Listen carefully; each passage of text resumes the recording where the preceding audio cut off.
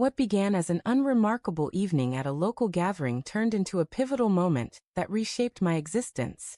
My spouse had urged us to join a modest neighborhood event, a relaxed affair with familiar faces, good food and casual conversation.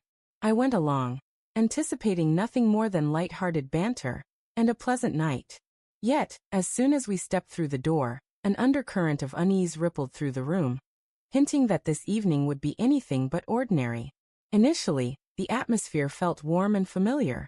My wife mingled with her friends, their chatter filled with local gossip, shared laughs and tales from their workplaces. I lingered nearby, attempting to engage, but soon noticed their humor taking an unexpected turn toward me. It started subtly, a playful jab here, a teasing comment there. But beneath the surface, a biting edge emerged, their smiles masking a sharpness that felt deliberate. I tried to dismiss it, convincing myself I was misreading the situation, perhaps being overly sensitive. Then the tone shifted further. One of her friends, in front of the entire gathering, made a pointed remark about my professional aspirations, implying I lacked drive. My wife joined in, her laughter amplifying the jab as she tossed in a sarcastic quip of her own. I stood there, stunned, a surge of anger and shame washing over me. A hush fell over the room, quickly replaced by a chorus of chuckles at my expense. My face burned, my chest constricted, and a wave of mortification engulfed me. I noticed uneasy glances among some guests, their discomfort palpable, yet no one intervened. The more I tried to play along, forcing a smile, the more their mockery intensified. They targeted my appearance, my interests, even my manner of speaking.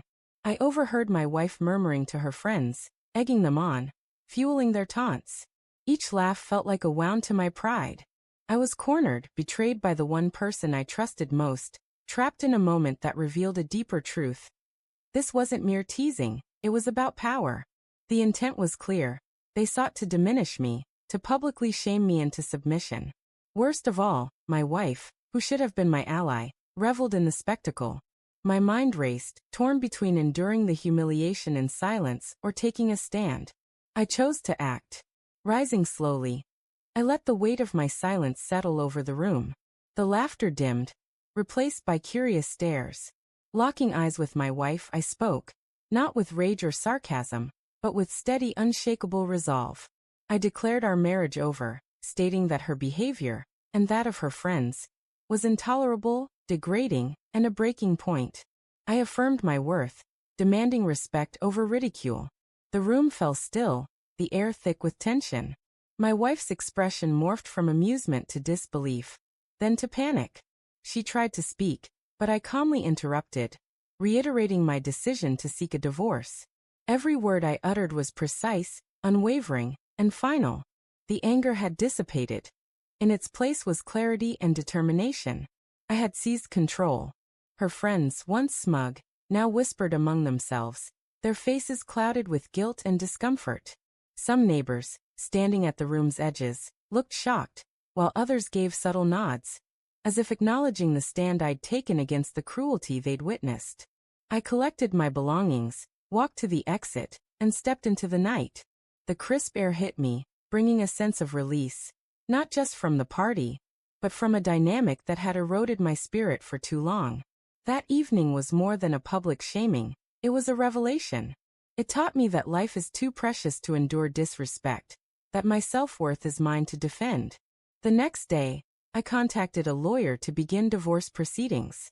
The path ahead promised challenges, emotional turmoil, legal complexities, and social repercussions, but I knew it was essential. I refused to allow anyone, especially someone I'd loved and trusted, to continue undermining me. I had reclaimed my dignity, and that was unshakable. In the weeks that followed, messages poured in from neighbors, acquaintances, and even near strangers. Some expressed shock at the events, others admiration for my resolve. But what mattered most was the freedom I felt. Freedom from mockery, from betrayal, and to live authentically. Reflecting on that night, I see it as a turning point. It showed me that staying silent in the face of degradation is no solution, and that standing up for oneself, though daunting, can transform everything. I lost a marriage, but I gained something far greater. my self-respect, and a renewed sense of agency. If you ever find yourself belittled, mocked, or controlled, let this story be a reminder. There is power in standing tall, in declaring that enough is enough. It's never easy, and it's rarely comfortable, but it's always worth it. That night, I didn't just leave a party. I walked away from disrespect, from ridicule, and from a life that no longer honored who I am. In that moment, I rediscovered something I hadn't felt in ages: true freedom.